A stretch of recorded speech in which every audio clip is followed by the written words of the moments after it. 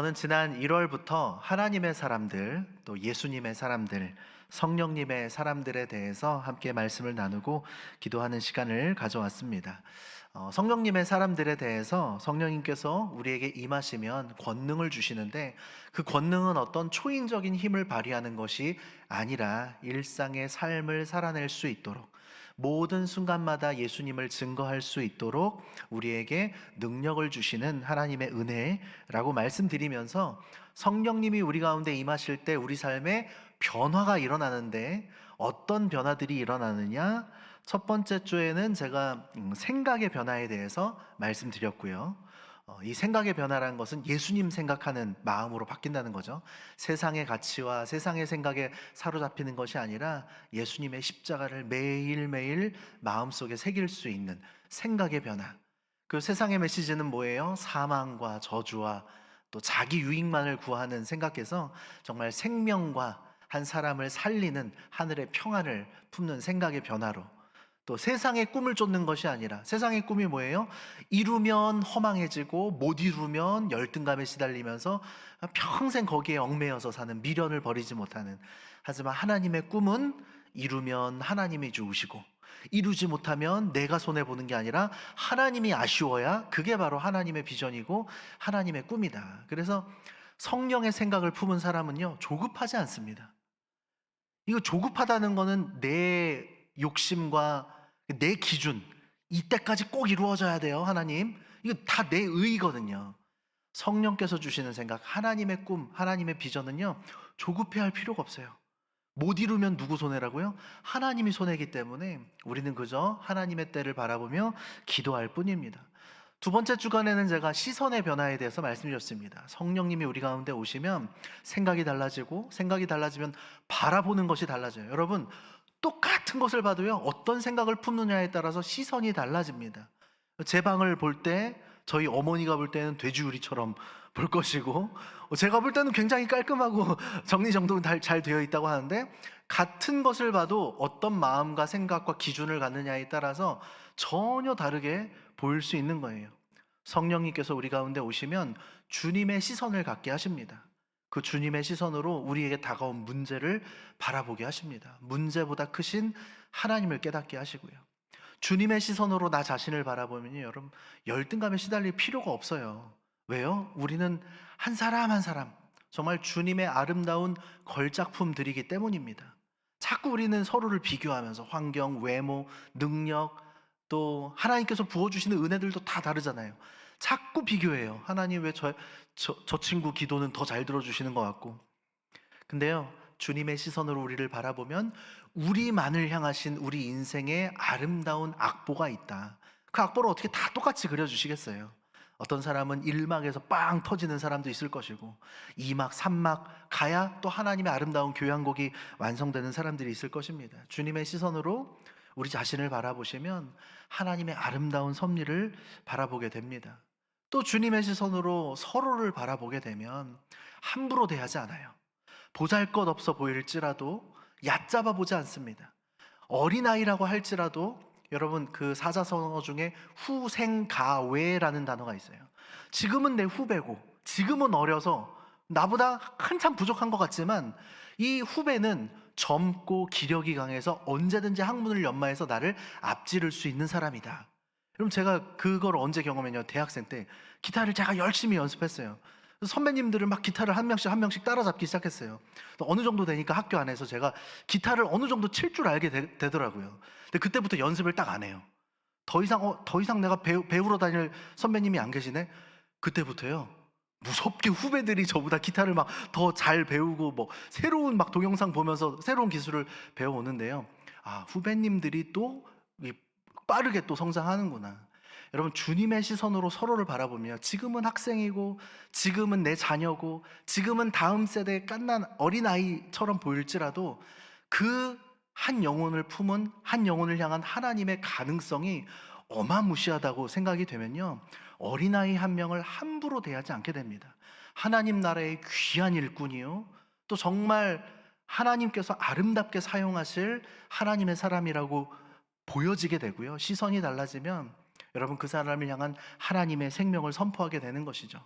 그리고 제가 4월 첫 주에 입술의 변화에 대해서 나누어 드렸습니다. 성령님께서 주시는 이 놀라운 이 변화는 우리의 입술이 부정의 언어가 아니라 긍정의 언어, 용기를 주고 소망을 주고 하나님 나라를 바라보게 하는 언어, 사람을 살리는 세우는 축복의 언어, 그리고 현실을 바라보게 하는 것이 아니라 하나님의 말씀을 바라보며 그 약속 위에 서게 하는 믿음의 언어. 이렇게 하나님은 생각과 시선과 입술의 변화를 성령님을 통해서 우리에게 보여주십니다. 그리고 오늘 제가 마지막으로 여러분과 함께 나눌 내용은 바로 행동의 변화에 대해서 나누고 싶습니다. 성령님은 단지 감정이나 지식에 머무르지 않고요, 우리의 삶을 송두리째 변화시키시는 분이신 줄로 저는 믿습니다. 오직 성령이 우리에게 임하시면 그분의 권능으로 우리의 삶을 변화시켜 주실 줄로 믿습니다. 우리의 행동, 우리의 태도, 우리의 자세, 그 모든 것을 성령님은 바꾸어 주실 수 있는 듀나미스, 놀라운 권능이 있는 분이심을 저는 믿습니다. 그래서 성령의 사람은 말로만 예수님을 사랑하고 증거하는 것이 아니라 실천과 행동으로, 삶의 모습과 삶의 고백으로 예수님을 증거하는 사람들입니다. 이 어떤 그 성품과 어떤 행동들이 나타나는지는 오늘 우리가 읽었던 본문 앞쪽에 보시면은 성령의 9가지 열매들이 나오죠. 사희, 화호, 자양충, 온절. 저는 이렇게 학교 다닐 때 외웠었거든요. 사랑과 희락과 화평과 오래 참음과 자비와 양성과 충성과 온유와 절제. 성령의 열매가 이 9가지 뿐이겠습니까? 너무나도 많은 열매들이 있죠. 오늘 저는 이것들을 제외하고 세 가지 정도 말씀드리려고 하는데, 성령님의 사람들은 어떤 행동의 변화가 일어나냐, 어떤 삶의 태도가 변화되느냐. 첫 번째는 겸손함입니다. 성령님이 임하시면 우리의 삶이 어떻게 변한다고요? 어떤 행동으로 변한다고요? 교만하지 않고, 거만하지 않고, 자만하지 않고, 겸손하게 우리의 삶과 우리의 행동과 우리의 모습을 바꾸어 주십니다. 이 겸손함이란, 제가 다시 표현하자면 자신을 낮출 수 있는 용기라고 말씀드리고 싶습니다. 자신을 낮추는 것은요, 절대로 쉬운 일이 아니에요. 사람은 본능적으로 자기가 갖고 있는 것보다 더 커 보이기를 원해요. 자기가 갖고 있는 능력보다 더 크게 인정받기를 원합니다. 이게 잘못됐다는 게 아니라 인간의 본성이 원래 그렇습니다. 사람들에게 더 많이 인정받고 싶고, 내가 하나를 갖고 있으면 최소한 하나만큼은 인정을 받아야 돼요. 둘, 셋만큼 인정받으면 뭐 좋고요. 하나 갖고 있는데 0.9만큼 인정받으면 사람은 막 잠을 자지 못해요. 어떻게 나를 그렇게 무시할 수 있어? 어떻게 나를 그렇게 알아주지 못할 수가 있어? 겸손함이란 무엇이라고요? 자신을 낮출 수 있는 용기. 용기가 없는 사람들은요, 겸손함을 이렇게 삶으로 나타낼 수가 없습니다. 우리의 모델은 누구십니까? 예수 그리스도이십니다. 그분이 이 땅에 오셔서 스스로를 철저히 낮추셨습니다. 빌립보서 2장 6절부터 8절에 보시면, 그는 근본 하나님의 본체시나. 예수님이 어떤 분이라고요? 하나님보다 하등한 존재가 아니에요. 하나님보다 뒤처지는 존재가 아니에요. 근본 하나님의 본체이십니다. 하나님과 동등한 분이시나 자기를 비워 낮고 낮은 이 땅에 종의 형체를 가지사 낮추시고 죽기까지 복종하셨으니, 곧 십자가의 죽기까지 자신을 낮추신 분, 이분이 바로 예수 그리스도이십니다. 예수님의 겸손을 함께 배우고 삶의 모습으로 나타낼 수 있는 능력이 바로 성령님께서 우리에게 주시는 놀라운 은혜와 능력인 것입니다. 그래서 성령의 사람들은 자신을 드러내기보다는 하나님의 뜻에 자신을 맞추고 내 삶을 통해서 어떻게 예수님을 나타낼 수 있을까 고민하는 생각들로 채워지게 됩니다. 단순히 자기를 작게만 여기는 것이 아니라 정확하게 자기의 위치를 알고 하나님께서 지금 나에게 맡겨주신 사명에 대해서 순종하며 나아갈 수 있는 것, 그것이 바로 성령께서 주시는 이 겸손함의 용기인 것이죠. 사랑하는 여러분, 낮아진다고 해서 여러분들이 비천한 존재가 되는 것이 아닙니다. 여러분들은 존귀한 하나님 나라의 왕자와 공주님들이십니다. 하나님 나라의 자녀들이십니다. 이 신분은 달라지지 않아요. 하지만 우리가 스스로 낮출 때에 그 겸손함을 통해서 예수 그리스도의 영광이 아름답게 향기롭게 퍼져나가게 될 줄로 믿습니다. 예수님이 먼저 자신을 낮추셨습니다. 요한복음 13장에 보니까 예수님이 제자들의 발을 닦아 주십니다. 그리고 이렇게 말씀하시죠. 내가 너희에게 행한 것 같이 너희도 행하게 하려 본을 보였노라. 주님이 먼저 겸손함을 보여주셨고, 우리가 그렇게 자신을 낮추는 용기를 부리며 하나님 나라를 삶으로 선포하기를 바라셨는데, 우리의 본성은 그렇지 못하기 때문에 성령님의 능력이 필요합니다. 아무나 겸손을 나타낼 수 없어요. 나 겸손해져야지 이런다고 겸손해지지 않아요.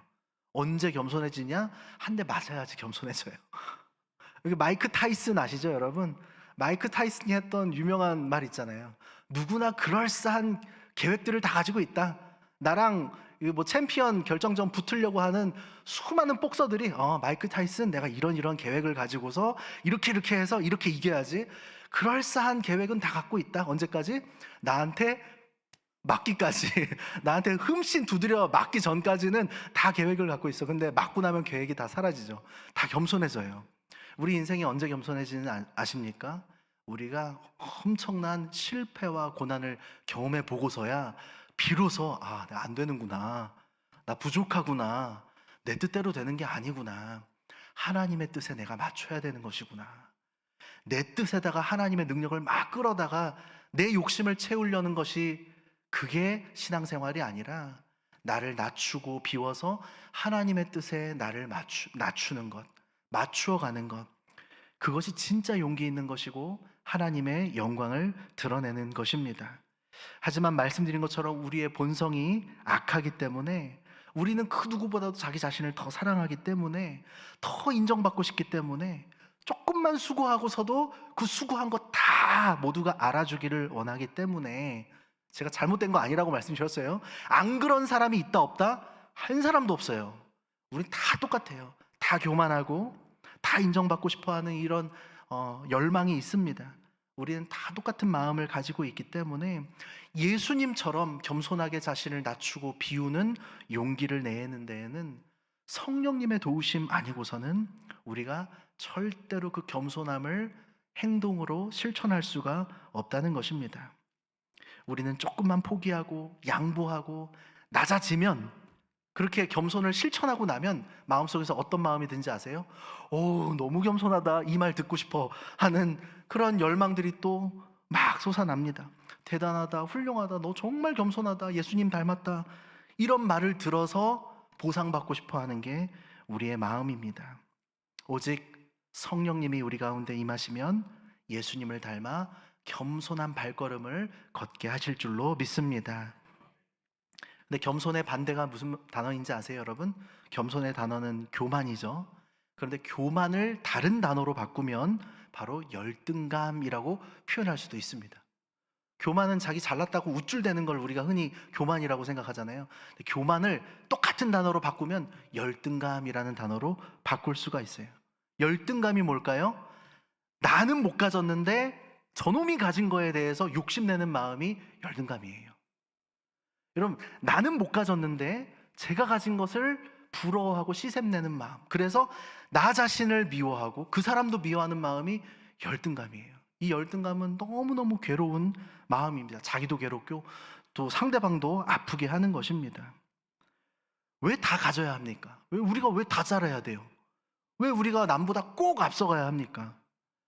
안 그래도 되는데 우리는 아까 제가 말씀드렸다시피 이기적이고 아주 본성이 약해서 가지지 못해서 속상하고, 잘하지 못해서 속상하고, 남보다 뒤처져 있는 것 같아서 비교하면서 속상하고, 우리 안에 열등감이 있어서 그래요. 교만해서 그래요. 이 열등감과 교만 같은 단어라고 말씀드렸고, 이 반대되는 단어가 겸손함이라고 했잖아요. 겸손함과 같은 편에 있는 단어가 바로 감사함입니다. 겸손한 사람은 주신 것에 감사할 수 있습니다. 나에게 주신 것이 남들보다 좀 적어 보일지라도 주신 이 은혜에 받은 복을 세어보면서 내게 있는 것에 감사하는 것이 바로 겸손이라는 거예요. 그래서 여러분, 내가 지금 교만한가 안 교만한가 스스로 자가 체크하는 방법은 딱 하나예요. 내 마음속에 지금 감사가 있는가 없는가. 내가 우쭐댄다고 해서 교만이 아닙니다. 내 마음속에 감사가 없으면 우리는 이미 교만한 사람이요, 교만은 멸망의 선봉이 되는 것입니다.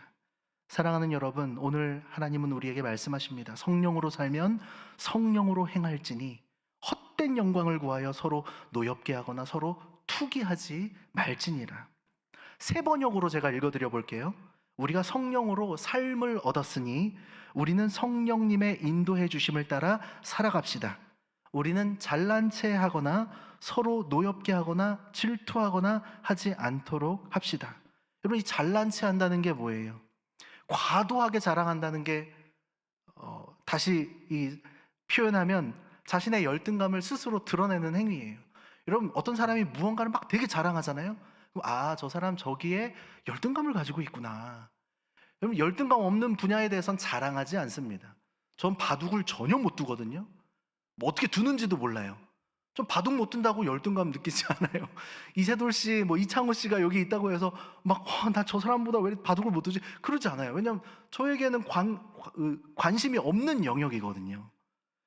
다시 말해서 제가 저 이거 엄청 잘하죠? 라고 말하는 거는, 다시 말해서 그 영역에서 남들보다 앞서고 싶고 나보다 더 잘하는 사람을 만나면 열등감을 느낄 수밖에 없는 영역이라는 것입니다. 잘난 체 하거나 혹은 그런 것들 때문에 서로 노엽게 하거나 질투하거나 하지 않기를 바라는 것이 바로 우리를 향한 주님의 마음입니다. 사랑하는 여러분, 받은 복을 세어보시기 바랍니다. 크신 복을 우리가 알게 될 줄로 믿습니다. 허락하신 은혜 앞에 겸손하게 성령님께서 주시는 용기로 감사하며 살아갈 수 있는, 예수님을 드러낼 수 있는 저와 여러분들 되시기를 주의 이름으로 축복합니다. 성령님께서 우리에게 주시는 행동의 변화 두 번째는 바로 순종함입니다. 저는 이 순종함에 대해서 다시 제 언어로 바꾸어 말씀드리면 즉각적으로 반응하는 믿음이라고 말씀드리고 싶습니다. 베드로가요, 밤새 한 마리도 물고기를 잡지 못했지만 예수님이 말씀하실 때에 말씀에 의지하여 즉각적으로 순종했습니다. 내일 다시 해볼게요. 다음번에 그렇게 주님 말씀 따라 해볼게요 라고 하지 않고 밤새도록 자기의 방법과 지혜와 지식을 쫓아서 수많은 노하우를 곁들여서 해보았지만 실패했던 그 자리에서 말씀에 순종하며 즉각적으로 하나님의 명령을 따라 행동했을 때에 그는 기적을 경험했습니다. 여러분, 순종은 우리의 머리로 하는 것이 아닙니다. 순종은 우리의 영이 따라 행하는 거예요. 바꾸어 말하자면 불순종이 뭐예요? 우리의 마음이 행하는 것이 아닙니다.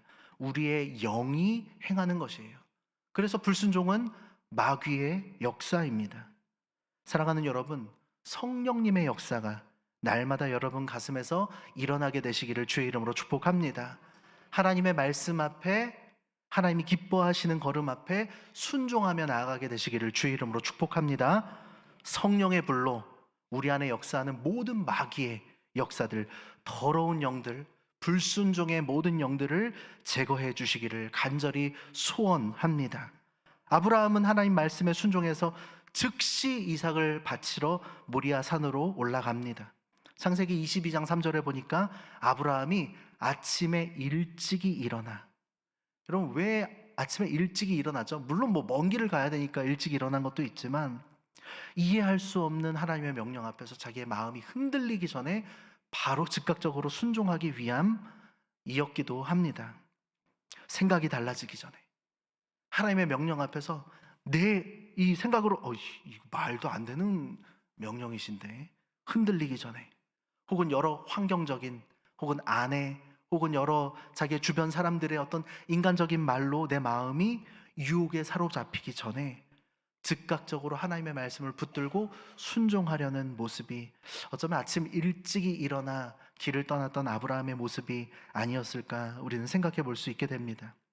성령님이 우리 안에 임하시면 즉각 반응하며 순종하는 믿음의 사람이 될 것입니다. 순종은 때로는 멍청해 보이고 손해보는 것처럼 여겨질지라도 결국 순종을 통해서 하나님의 영광이 드러나고 하나님의 승리가 우리 가운데 성취된다는 것을 기억하시기 바랍니다. 그러므로 여러분, 하나님 앞에 순종하는 삶이 되시기를 주의 이름으로 축복합니다.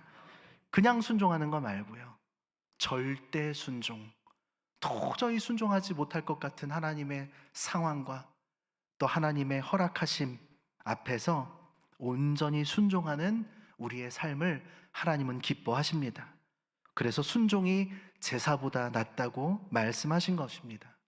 순종은 하나님 앞에서 가장 귀한 가치입니다. 이 말도 안 되는 순종을 보여주신 분이 예수님이세요. 예수님께서 보여주신 믿음의 궁극은 바로 십자가 앞에 순종하는 것이었습니다.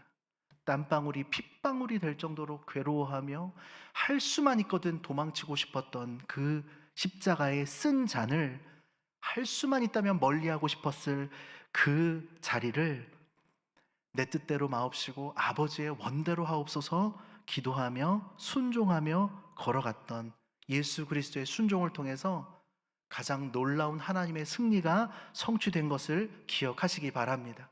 그러므로 여러분, 성령의 사람이 되십시오. 성령 충만하십시오. 성령 충만은 막 귀신을 내쫓고 엄청난 막 초인적인 능력을 발휘하는 것이 아니라 삶의 그 자리에서 순종할 수 있다면 가장 위대한 성령의 사람이 된다는 것을 기억하시기를 바랍니다. 제가 도저히 순종하기 힘든, 하나님 저 지금까지 많이 순종했잖아요, 또 순종하라고요? 이렇게 겹겹이, 여러분 우리 마음은 아까 제가 말씀드렸죠, 몇 번 우리가 하나님 뜻대로 행하다 보면 보상받고 싶어 한다니까요. 2번 순종하고 3번 순종하고 또 말도 안 되는 상황을 또 허락하실 때 하나님 이번까지 순종하면 저에게 열매 주셔야 돼요, 응답 주셔야 돼요, 그런 생각이 들 때가 있어요. 근데 또 어려운 길로 우리를 불러가실 때에 이제 그만 순종하고 싶다라는 생각이 들 때마다 제가 떠올리는 예화가 하나 있어요. 그 예화를 여러분들에게도 한번 말씀드릴 테니까 순종이 어려워지는 순간마다 이 예화를 떠올려 주시기 바랍니다. 제가 어디서 이렇게 글을 읽다가 명말을 고르는 방법, 말 있잖아요, 말. 고대로부터 말은 최고의 자랑이며 최고의 무기이며 최고의 재산 중에 하나였습니다. 여러분이 혹시 알고 있는 최고의 명마 있으십니까? 소설 삼국지에 나오는 관우가 타던 적토마.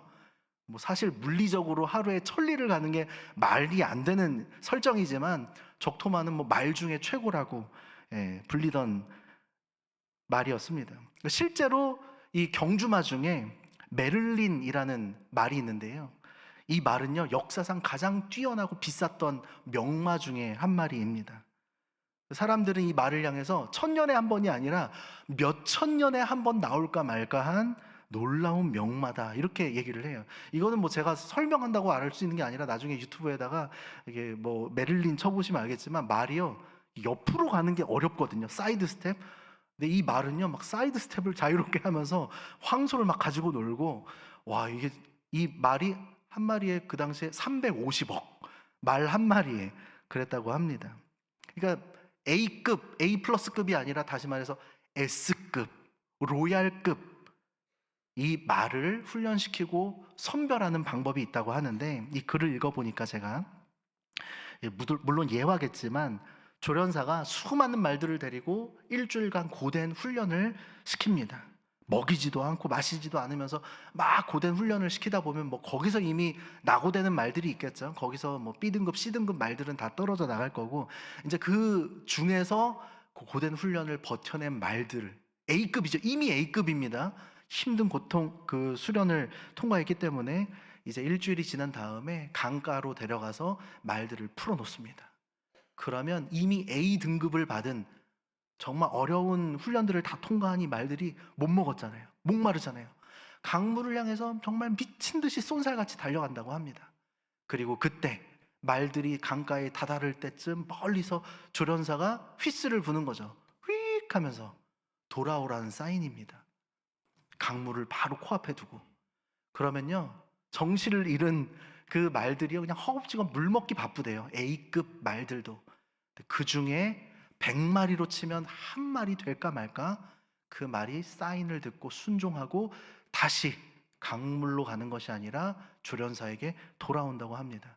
그럼 그 말에게 명마라는 칭호를 준다는 이야기를 제가 읽은 적이 있습니다. 하나님 앞에서 정말 기뻐하는 하나님의 삶이 되는 것, 하나님의 사람, 성령의 사람이 되는 것은 엄청난 기적을 이루는 것이 아니라 삶의 매 순간 매 순간 하나님 또 순종해요. 또 순종해요. 저 여기까지 했잖아요. 그런데 다시 한번 하나님께서 순종을 요구하실 때에 눈물을 머금고 목마름을 머금고 하나님 앞에 돌아와 엎드리며 순종할 때 하나님께서는 여러분들의 삶을 기뻐하시고 여러분들의 삶을 칭찬해 주시며 여러분들의 삶에 놀라운 은혜로 채워주실 것을 믿습니다. 사랑하는 여러분, 어떤 말씀에 순종해야 되나 저한테 묻지 마세요. 여러분 다 알고 계십니다. 제가 얼마 전에 유키즈라는 유재석 씨 나오는 프로그램을 보는데 되게 유명한 교수님이 나와서 우리나라에서 다이어트에 대해서 가장 유명한 분이 나오셔서 막 이렇게 계속 말씀하시다가 이제 유키즈 마지막 부분에 유재석 씨가 질문을 해요. 교수님 오늘 나오셨으니까 우리 다이어트에 관심 많은 분들 많으실 텐데 살 빼는 법, 건강하게 다이어트 하는 법, 좀 비법을 알려주세요. 그 교수님이 이렇게 한마디 하세요. 네, 비법 말씀드릴게요. 여러분 이미 알고 계십니다. 그대로만 하시면 됩니다. 다 알잖아요, 여러분. 우리 어떻게 살 빼는지, 어떻게 해야 건강해지는지 모르는 사람 없어요. 여러분, 우리 성도님들 가운데 하나님이 뭘 기뻐하시는지, 내 삶에 뭘 요구하시는지 모르시는 분 계세요? 그런 분들은 금요일날 이렇게 기도하러 안 나오세요. 여기 앉아 계시다는 것은 최소한 하나님의 뜻이 무엇인지, 내 삶에 하나님이 내가 뭘 하면 기뻐하고 뭘 하지 않으면 하나님이 기뻐하시는지, 어떤 것들을 내게서 멀리하기를 원하시는지 모르시는 분은 한 명도 안 계실 거예요. 우리에게 요구하시는 것은 바로 순종함. 그 순종은 우리의 힘으로 할 수 있는 것이 아닙니다. 성령께서 능력 주실 때 우리로 하여금 성령의 사람으로, 순종의 사람으로 세워가실 줄로 믿습니다. 마지막입니다. 성령께서 우리에게 주시는 변화는 담대함입니다. 이 담대함은 상황보다 하나님을 바라보는 믿음을 일컫는 것입니다. 성령은 우리 안에 담대함의 영으로 오십니다. 디모데후서 1장 7절을 읽어보니까 하나님이 우리에게 주시는 것은 두려워하는 마음이 아니요 오직 능력과 사랑과 절제하는 마음입니다. 여러분, 이 담대함은요, 하나님께서 주시는 그 모든 그 은혜의 손을 붙잡을 수 있는 능력으로 우리에게 다가옵니다. 성령님이 임하시면 위축되어 있고 두려워하고 또 소심하게 얼어붙어 있었던 제자들의 삶을 바꾸어 주시는 것입니다. 사도행전 4장에 보면 베드로와 요한은 위험 앞에서도 외칩니다.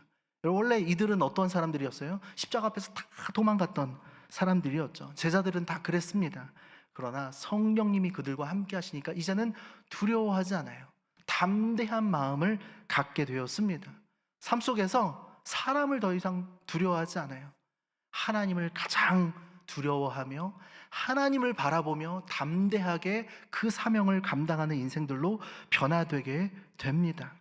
사도행전 12장에서는요, 베드로가 또 감옥에 잡히는 모습을 우리는 보게 돼요. 3번 베드로가 사도행전에서 감옥에 갇히거든요. 근데 12장에서 감옥에 갇힐 때는 예사롭지 않았어요. 그 전에 야고보가 처형을 당했습니다. 그리고 베드로가 감옥에 갇힌 거예요. 야고보를 죽였는데 베드로라고 못 죽일까?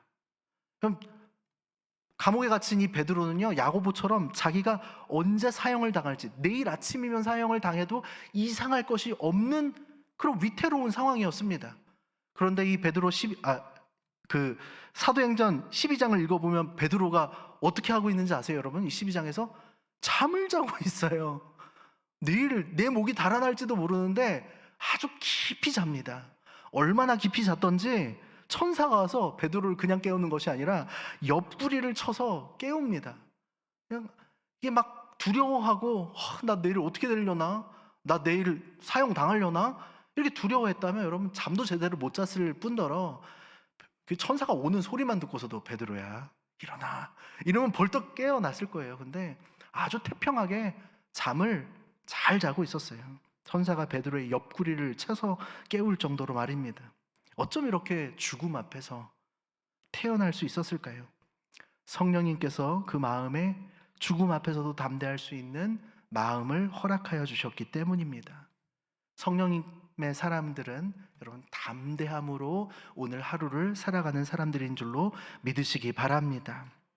담대하기 위해서 한 가지가 필요한데 집착을 버리세요. 내 욕심을 버리십시오.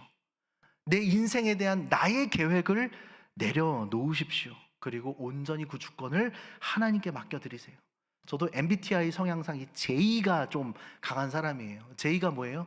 내 계획한 대로 이루어지지 않으면 막 마음이 불안해지고 막 스트레스를 받고 그런 사람이에요. 엄청나게 다이어리 꼼꼼하게 하고 막 아침에 딱 눈 뜨면 뭐 씻는데 7분, 뭐 시동 거는데 몇 분, 뭐 이렇게 해서 여기까지 막히면 뭐 몇 분, 뭐 그렇게 해서 한 3분 40초 정도 더 누워 있을 수 있겠다. 이렇게 계산하는 사람들이 이렇게 MBTI 성향 J 사람들이라고 하더라고요.